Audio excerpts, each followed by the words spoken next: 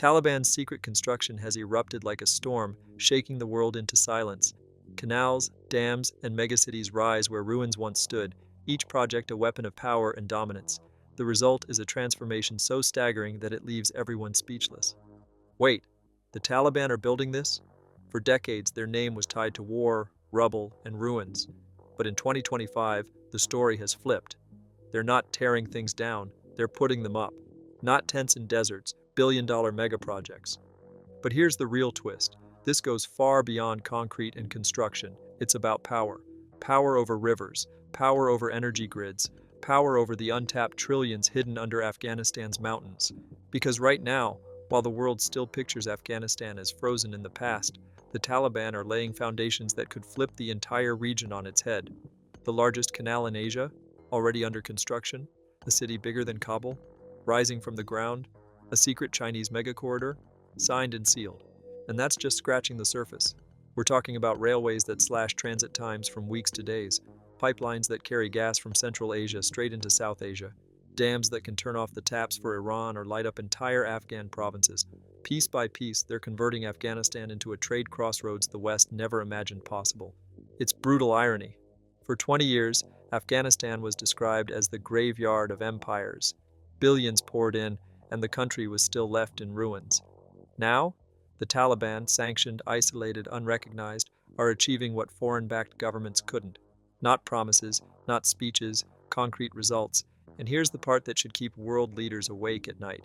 This isn't random development.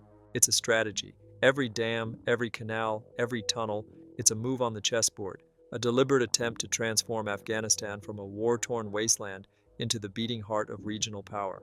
The Taliban aren't just building, they're rewriting the script, and the world hasn't caught on yet. This isn't the Afghanistan you think you know. Let's head north, about 400 kilometers from Kabul, the Kosh-Tepe Canal. At first, the name sounds harmless, but don't let that fool you. This project is staggering. A canal, 115 meters wide.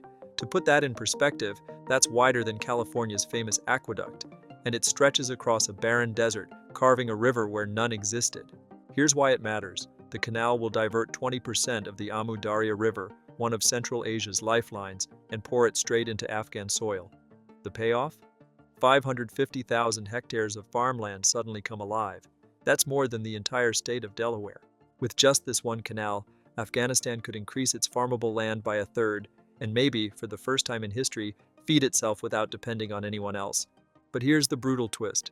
That river doesn't just belong to Afghanistan.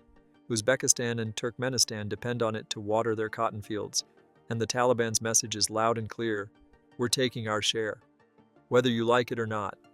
And that's the geopolitical earthquake, because once you can feed your own people, you stop begging, you stop depending, and you start dictating terms. Water isn't just life here, it's power, and the Taliban just grabbed the lever, and they're not stopping at canals. Across Afghanistan, bulldozers are busy with dam projects, not vanity projects, strategic choke points, because every drop they control is another card they can play at the negotiation table. Take the Bakhshabad Dam, built right in the middle of a water feud with Iran.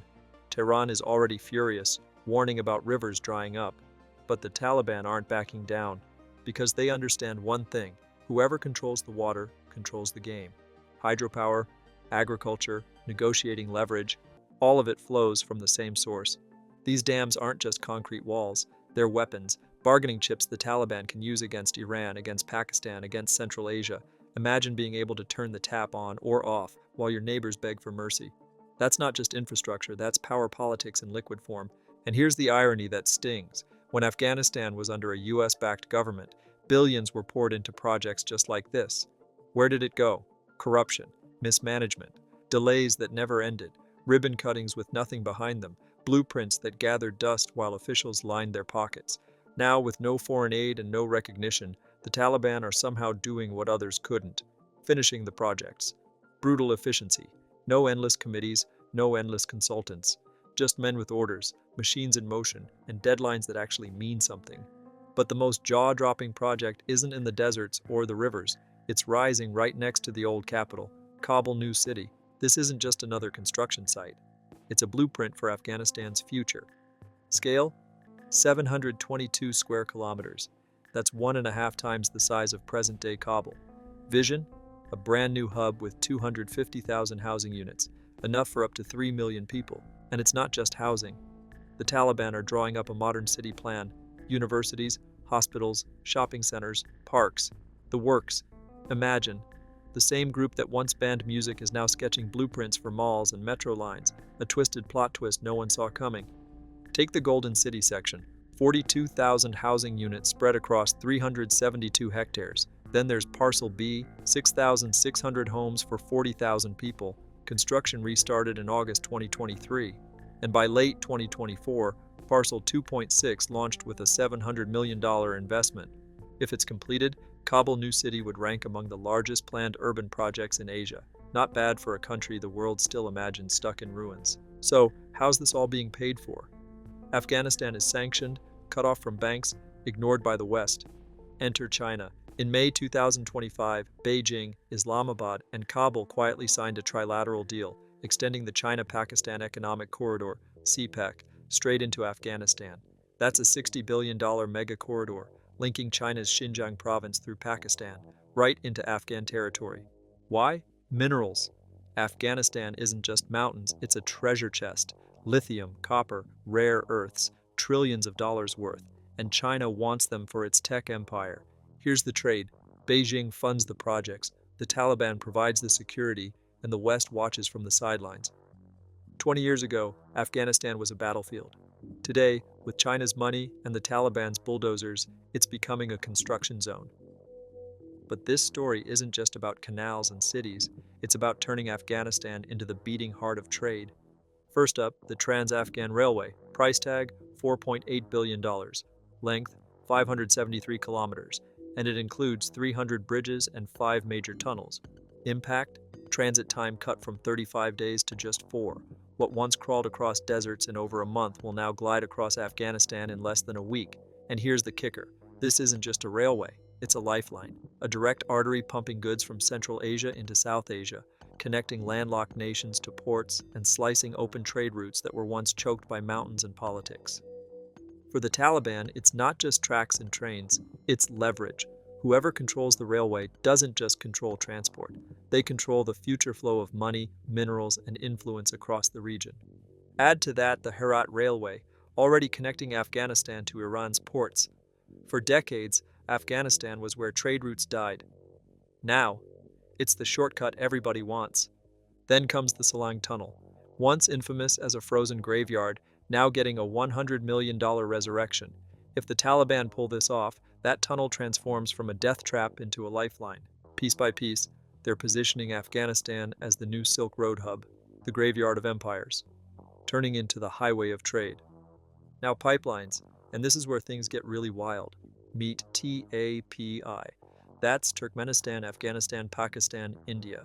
A $10 billion pipeline carrying 33 billion cubic meters of gas every year. Here's the twist. It was first negotiated with the Taliban back in 1998, abandoned after 9/11, but in 2025, they're building it again. Same dream, same route. This time, serious. And then there's CASA 1000, a $1.2 billion project to send clean hydroelectric power from Kyrgyzstan and Tajikistan into Afghanistan and Pakistan, enough to light up 1 million homes.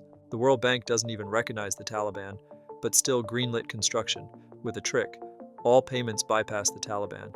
But the lines, the towers, the land, all inside Afghanistan, which means the Taliban still holds the leverage. 2 mega projects, gas under their feet, electricity over their heads. Afghanistan is suddenly sitting in the center of South Asia's energy future. And here's the part that could change everything: the buried treasure. Afghanistan isn't just dust and poppies. Beneath lies $1 to $3 trillion in minerals.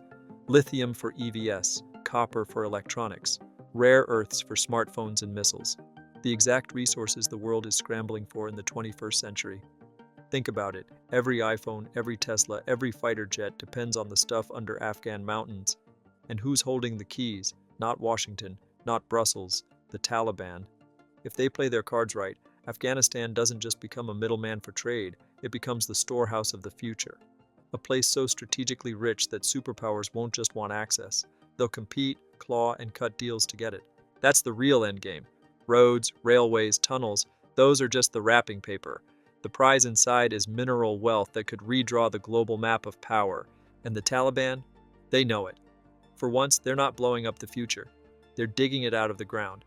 Take Mezainak, one of the largest copper deposits in the world, untouched for years because war made it impossible. Now, the Chinese are in, and the Taliban are guarding it, and they're already cashing in. In 2022 alone, the Taliban collected $1.54 billion in revenue, not from drugs, but from mining taxes and reconstruction. That's more than some recognized governments pull in. If they can tap even a slice of that $3 trillion, they go from insurgents to resource tycoons. And that's just copper. Afghanistan is practically sitting on a dragon's hoard. Lithium, rare earth minerals, iron ore, gold, the stuff powering your phone, your car, your entire tech-driven life. A huge chunk of it is buried under Afghan soil, and for years, no one could touch it because the country was synonymous with instability. But now, the Taliban are flipping that narrative on its head. And here's the part no one wants to admit. The Taliban are proving to be more efficient than the governments the West spent 20 years and trillions of dollars trying to prop up. Remember those US-backed administrations? Billions poured in. Contractors, consultants, NGOs, all with their hands in the pot. And what did Afghanistan get? Ghost schools, empty hospitals, roads that collapsed before the ribbon cutting, entire villages promised electricity that never saw a single light bulb. Now contrast that with the Taliban. No aid, no recognition, no open access to global banks. And yet, projects are actually getting done. Canals are being dug, tunnels reopened, new cities sketched out on blueprints that don't just exist on PowerPoint slides. They're breaking ground. The world just hasn't realized it yet. And when they finally do, it may already be too late to stop it. Like the video and hit the subscribe button to get more updates.